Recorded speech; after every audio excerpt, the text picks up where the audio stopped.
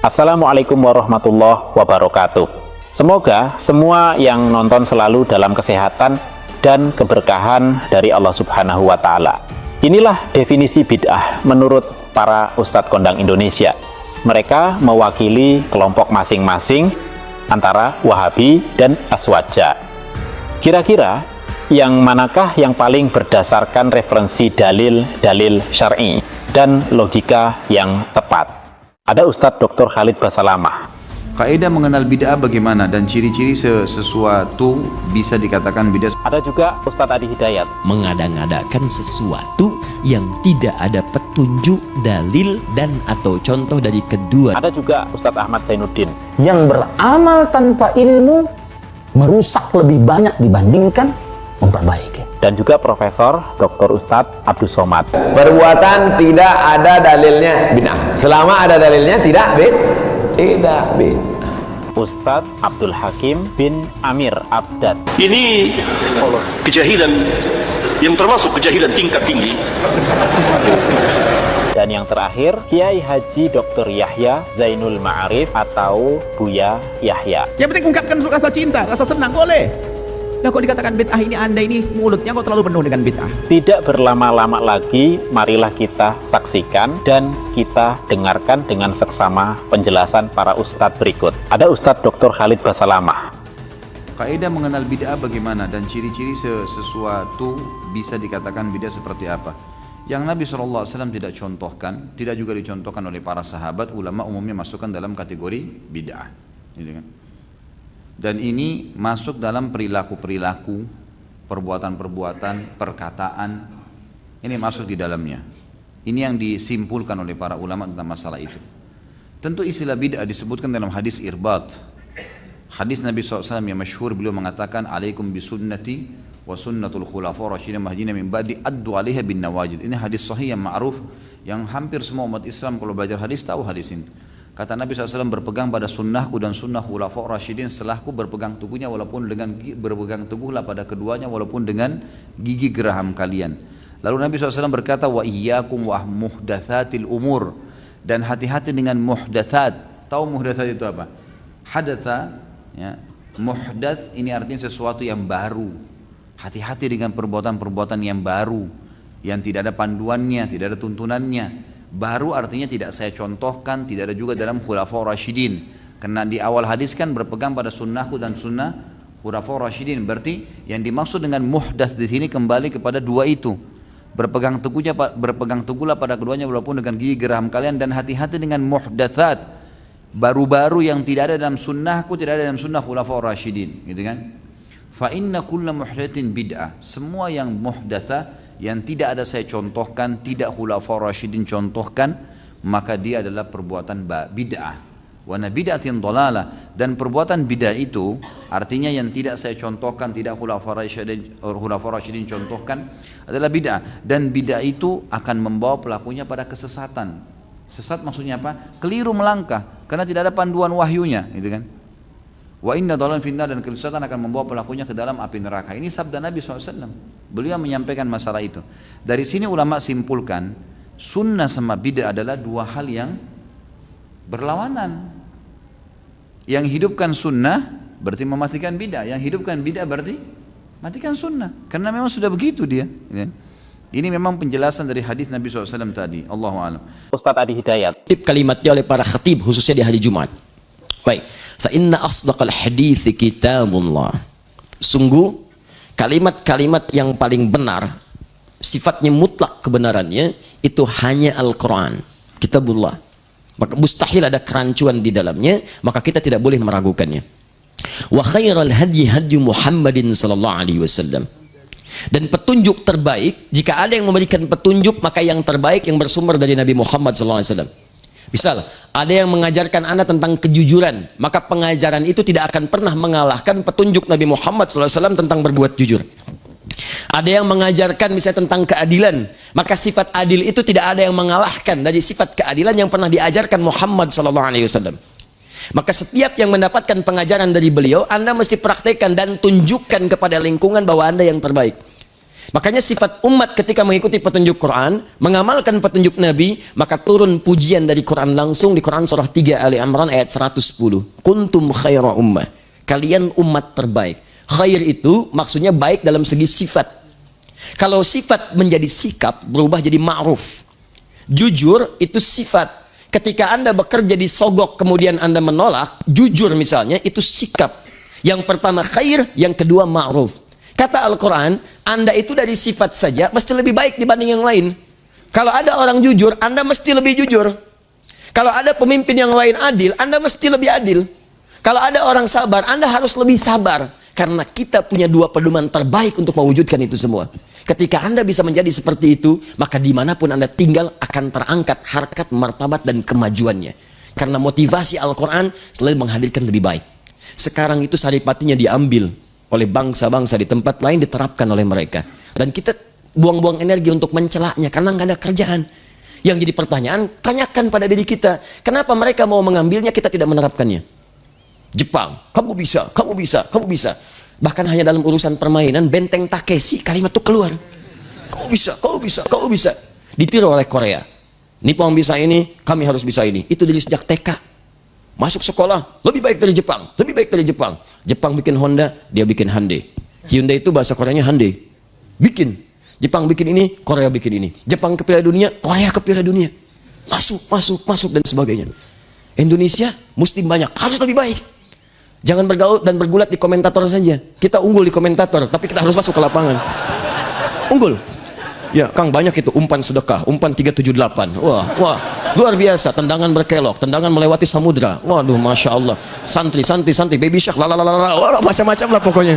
Komentatornya hebat, FIFA aja kalah. Gak bisa menerangkan, tapi kita harus masuk ke dalamnya. Karena bakat kita itu banyak. Bakatnya banyak. Lihat bakat pemain bola kita. Kalau sudah di lapangan, wah itu keluar semua. Gaya renang, kupu-kupu, silat keluar dan sebagainya. Bakatnya banyak, tinggal diarahkan aja. Kenapa jadi ke situ ya? Sudahlah. Balik sini. Wa khairal hadi hadi Muhammadin sallallahu alaihi wasallam. Awas, awas. Wa syarrul umuri muhdatsatuha. Dan hal yang paling buruk adalah merekayasa, mengada-ngadakan sesuatu yang tidak ada petunjuk, dalil, dan atau contoh dari kedua sumber tadi. Lihat. Dan hal terburuk, wa syarrul umuri, hal terburuk dalam syariat itu bukan dalam urusan dunia. Nah, kita mulai bahasan kita ya. Jadi kalau dalam urusan dunia, bebas antum, silakan berinovasi. Tidak ada masalah. Mic misalnya, yang tadinya pakai kabel, sekarang tidak menggunakan kabel. Boleh. Ya. Apalagi ini sekarang besar, besok bisa jadi kecil. Ada yang nempel di telinga, ada yang macam-macam. Silahkan. Tidak ada masalah. Sekarang orang presentasi, itu touchscreen sudah nggak bawa handphone lagi. Di beberapa tempat sudah menggunakan lebih canggih lagi. Dia ada yang dilipat. Ya, dia ada yang seperti film. Yang dulu kita konika itu seperti itu, dia lebarkan seperti ini. Ada yang pakai sentuhan saja, layarnya nggak nampak. Macam-macam. Itu nggak ada masalah urusan dunia. Tapi dalam urusan syariat, kata Nabi, jika ada seseorang mengada-ngadakan sesuatu dalam perkara syariat yang tidak ada dalil, petunjuk, dan atau, kalimat ini mesti muncul, dan atau contohnya. Awas, awas. Saya tuliskan ini pertama, saya garis bawahi. Dan saya katakan dari sekarang, dan tolong jangan dihapus yang ini ya. Ya. Semoga Allah kuatkan untuk tidak dihapus yang ini. Lihat, dalil dan atau contoh. Jika seseorang mengada-ngadakan dalam urusan syariat, tidak ditemukan dalilnya dalam Al-Quran, tidak ada petunjuknya di hadis, tidak pernah dicontohkan misalnya, dan atau tidak ada contoh. Kalimat dan atau ini bisa jadi nanti contohnya tidak ada, tapi dalilnya ada. Maka ini punya hukum berbeda. Jangan sembarangan mengatakan kalimat nanti. Baik. Sekarang teruskan. Wa syarrul umuri muhdatsatuha. Awas, wa kullu bid'atin dhalalah. Muncullah kalimat bid'ah. Maka orang-orang yang mengadakan sesuatu dalam syariat tidak ada dalil, petunjuk, dan atau contoh, maka Nabi menyebut langsung perkara itu, masalah itu dengan kalimat yang singkat, bid'ah. Ini, bid'atun. Wa kullu bid'atin dhalalah. Dan setiap yang bid'ah dalam urusan syariat itu berpotensi menghadirkan kesesatan, sesat. Ini poinnya. Paham sampai sini? Halo? Paham?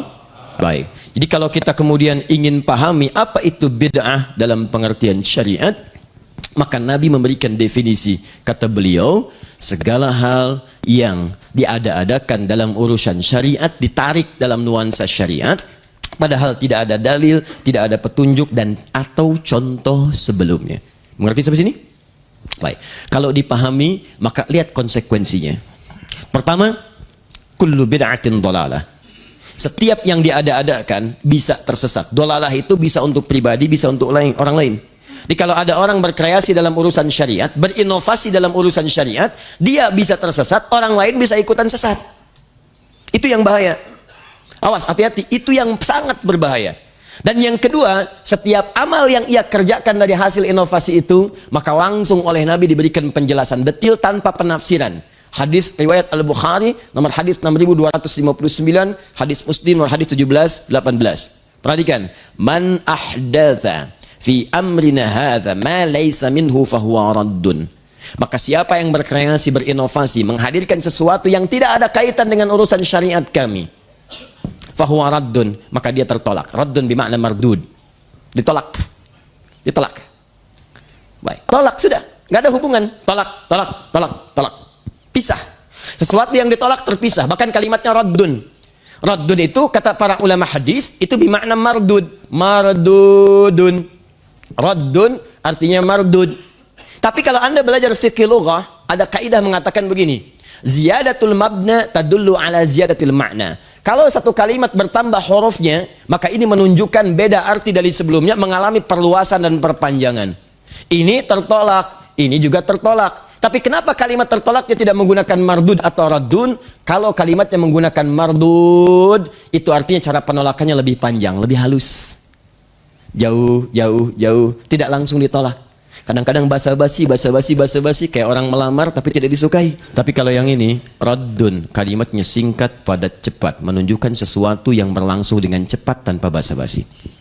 Tanpa basa-basi. Raddun. Bapak, ada apa kemari? Mau melamar? Maaf Pak, sebelum datang saya kasih tahu dulu Pak ya, Bapak sudah tertolak. Sudah. Baik, paham? Maka kalimatnya menggunakan raddun seakan-akan sebelum bahkan Anda menghadirkannya, Nabi sudah cepat menolaknya. Saya tidak akui. Ingat, kalimatnya bukan menggunakan mardun, tapi raddun. Raddun, fahuwa raddun. Maka kalau ada yang berinovasi dalam urusan syariat, saya tidak akan basa-basi kata Nabi. Kamu tertolak. Bahkan ketika dia hadir saat di akhirat nanti, hadisnya sahih. Terlihat seperti orang yang mengikuti Nabi, tapi begitu dekat-dekat kepada Nabi, tiba-tiba Nabi mengusirnya. Dan Nabi tidak pernah mengusir manusia dalam urusan kehidupan di muka bumi tanpa syariat yang dibenarkan oleh Allah Subhanahu wa taala. Tapi ketika di akhirat datang, kamu siapa? Oh, begitu dekat, kamu bukan umatku. Pergi. Raddun. Di dunia amalannya tertolak, di akhirat keadaannya terusir. Itulah pelaku bid'ah yang diancam lewat hadis-hadis Nabi sallallahu alaihi wasallam. Paham sampai sini? Ada juga Ustadz Ahmad Zainuddin. Assalamualaikum warahmatullahi wabarakatuh. Bismillah walhamdulillah wassalatu wassalamu ala rasulillah. Bid'ah tercela dalam agama. Dan saya mengatakan ini, dan saya yakin bahwasanya bid'ah tercela dalam agama. Baik Anda berpendapat adanya bid'ah hasanah, atau seperti saya yang berpendapat tidak adanya bid'ah hasanah. Pasti Anda mengatakan beribadah dengan bid'ah tercela. Beribadah tanpa contoh tercela. Beribadah tanpa ilmu yang mendasar dari Al-Quran dan Sunnah tercela. Itu Anda pasti sepakat dengan saya. Baik Anda sekali lagi berpendapat adanya bid'ah hasanah atau tidak adanya bid'ah hasanah. Dan subhanallah, kalau kita lihat perkataan ulama-ulama salaf menunjukkan akan hal ini. Seperti misalkan perkataan Umar bin Abdul Aziz rahimahullah. Seorang manusia, ulama, khalifah, bahkan disebut-sebut sebagai khalifah yang kelima, yang rasyidah di dalam agama Islam. Perkataan beliau dinukil oleh Imam Ahmad di dalam kitab Az-Zuhd. Beliau mengatakan rahimahullah, man amila bi ghairi ilmin kana ma yufsidu akthara mimma yuslih. Barang siapa yang beramal tanpa ilmu, maka dia lebih banyak merusak dibandingkan memperbaiki.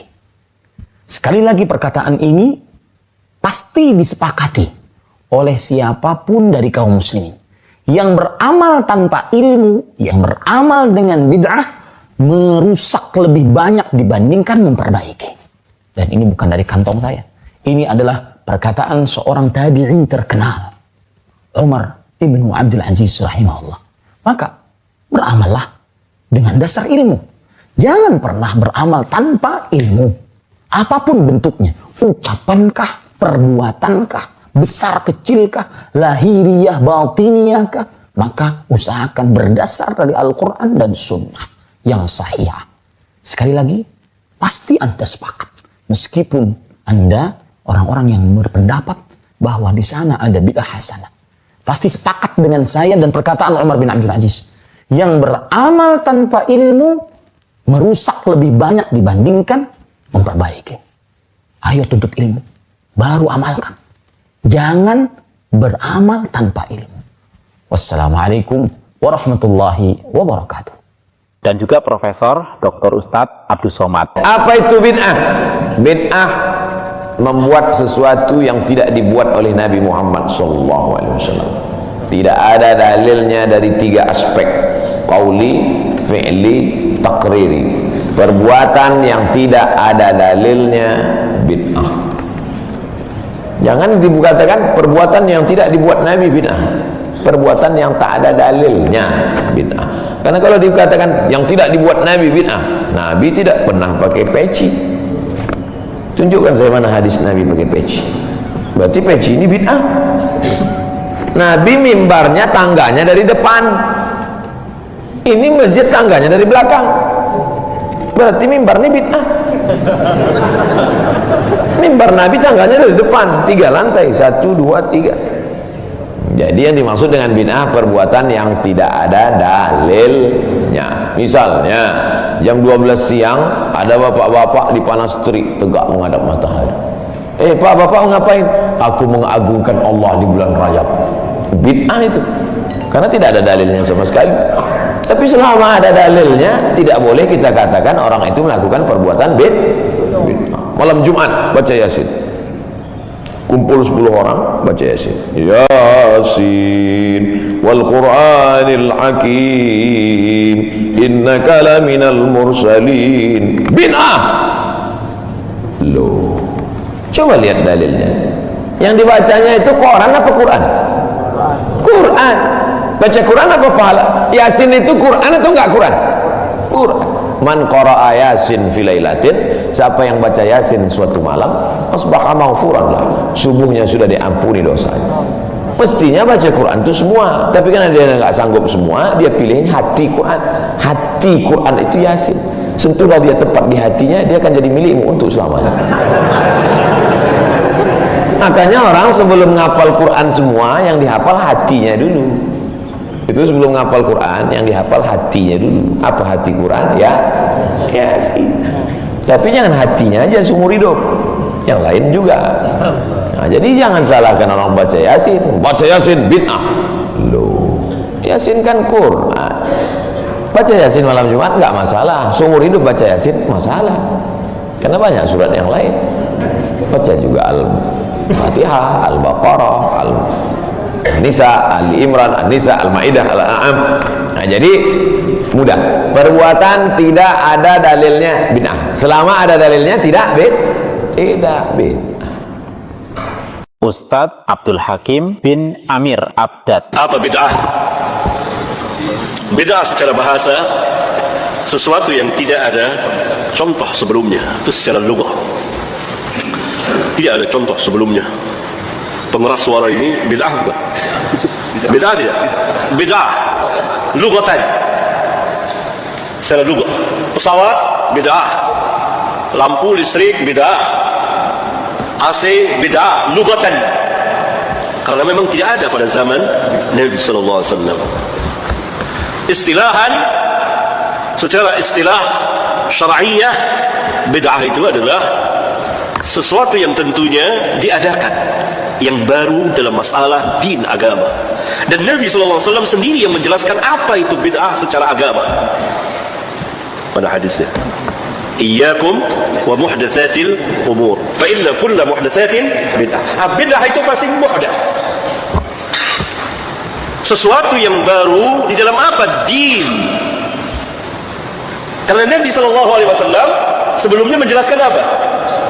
Fa'alaikum bisunnati wa sunnati al-khulafa ar-rasyidin al-mahdiyyin.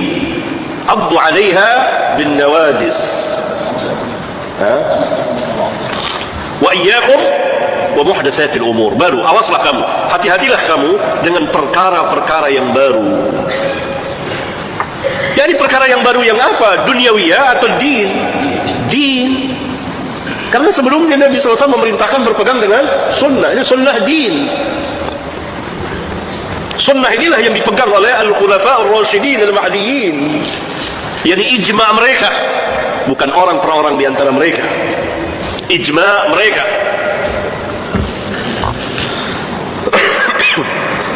Ini din, agama. Maka ketika Nabi SAW bersabda, wa iyyakum wa muhdatsatil umur, tentu muhdats dalam din, maka sangat keliru sekali. Sebagian manusia mengatakan yang kalau diterangkan ini bid'ah, maka semua bid'ah, mobil juga bid'ah, maka hendaklah antum naik ontak saja. Ini kejahilan yang termasuk kejahilan tingkat tinggi. Tidak mengerti apa itu bid'ah lughatan dan istilahan, dan apa yang dimaksud dengan bid'ah oleh Nabi yang mulia alaihi salam.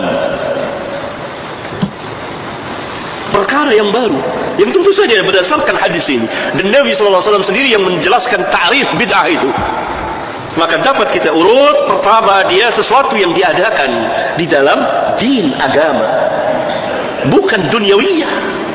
Din, agama, dibuat, diciptakan oleh manusia di dalam agama. Yang maknanya dalam agama apa? Mengatasnamakan agama, ya, dimasukkan ke dalam agama, mengatasnamakan din, agama.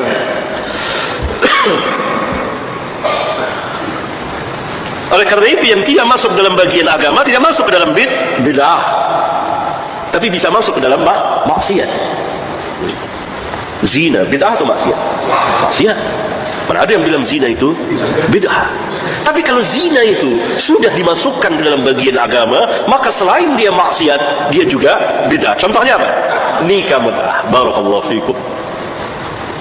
Zina maksiat besar, dosa besar. Tapi ketika seseorang mengatasnamakan agama atas zina itu, yang kemudian dirubah, inilah nikah, masuklah dia ke dalam bagian agama. Musik maksiat tidak? Maksiat. Bid'ah bukan musik? Maksiat. Tapi kalau musik itu dijadikan untuk takarrub, mendekatkan diri kepada Allah, mengatasnamakan Islam, maka jadilah dia maksiat plus bid'ah. Paham kaidah itu? Lihat bid'ah itu, pengatasnamaan din, dimasukkan orang ke dalam agama, semuanya atas nama agama. Ini yang pertama. Yang kedua, tentu dia akan menyerupai agama. Yang ketiga, dalam rangka apa? Takarrub, mendekatkan diri kepada Allah. Yang keempat, mengharapkan pahala, dengan harapan mendapat pahala.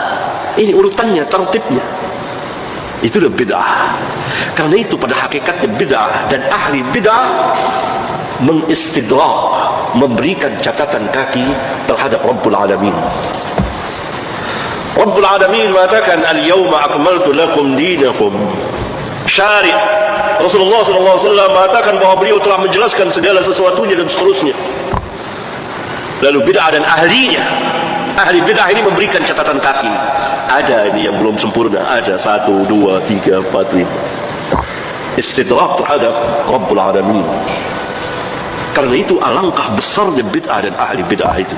Dan yang terakhir, Kiai Haji Dr. Yahya Zainul Ma'arif atau Buya Yahya. Sekarang definisi bid'ah singkat saja karena waktu. Definisi bid'ah itu banyak, belasan definisi bid'ah. Akan tapi dari definisi bid'ah itu tidak masuk tadi. Semua yang tidak dilakukan Nabi adalah bid'ah, enggak. Itu adalah bid'ah lughawiyah menurut bahasa saja.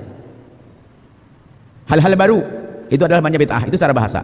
Tapi definisi bid'ah diantaranya begini. Tariqatun fid dini mukhtara'atun tudahi syari'ata yuqsadu bisuluki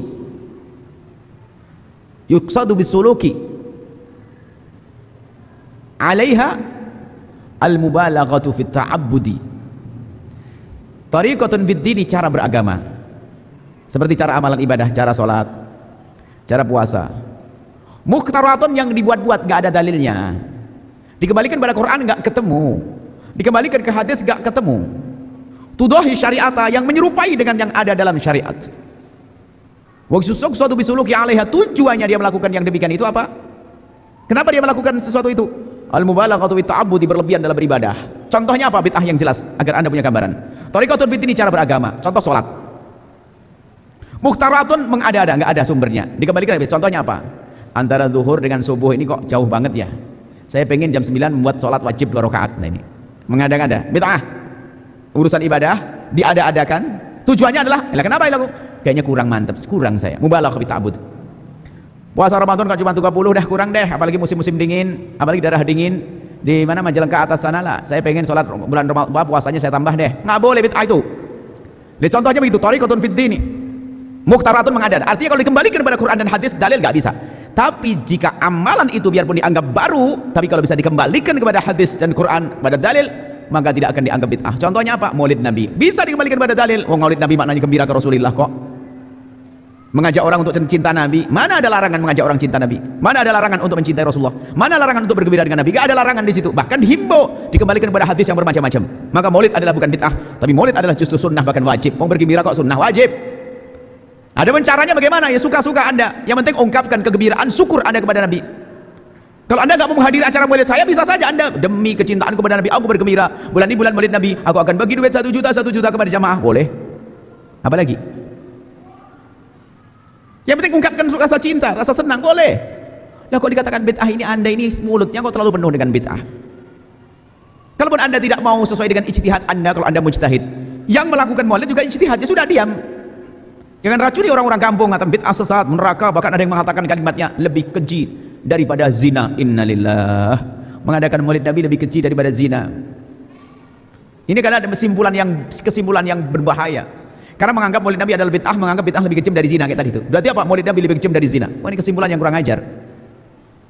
Dan berbahaya sekali, tidak. Jadi alhamdulillah, kami hanya ingin meyakinkan kepada para bapak ibu, alhamdulillah amalan-amalan ulama-ulama kita semuanya berhujjah, biarpun Anda tidak mengerti. Di saat mereka mengajak maulid Nabi ada hujjahnya. Di saat mereka mengajak Isra Mi'raj ada hujjahnya. Di saat mereka mengadakan tawasulan ada hujjahnya. Di saat mereka mengadakan tahlilan ada hujjahnya. Dan kami ada, kalau sudah waktunya kita akan jelaskan itu semuanya. Dan sudah kita jelaskan di majelis yang lain tentang itu semuanya. Jelas? Jadi yang menambah bid'ah itu adalah yaitu tadi, tariqatun fid dini mukhtaratun tudahi syari'ata yuqsadu bisuluki 'alaiha al-mubalaghatu fit ta'abbud. Ini salah satu definisi, tapi banyak definisi kesimpulannya sama seperti itu. Ya, itu. Baik. Selesai ya. Mungkin Anda tidak perlu jauh-jauh lah, karena Anda bukan ahli bid'ah. Tenang-tenang aja, enggak usah terlalu pusing-pusing urusan bid'ah. Yang penting Anda ikut ulama ngajari dengan buku, kitab, ikuti saja, sudah selesai. Kalaupun Anda mendengar orang-orang suka bid'ahkan, Anda tutup telinga, pergi saja. Daripada Anda keracunan Anda. Wah, virusnya berat itu. Baik, sampai di sini saja. Semoga Allah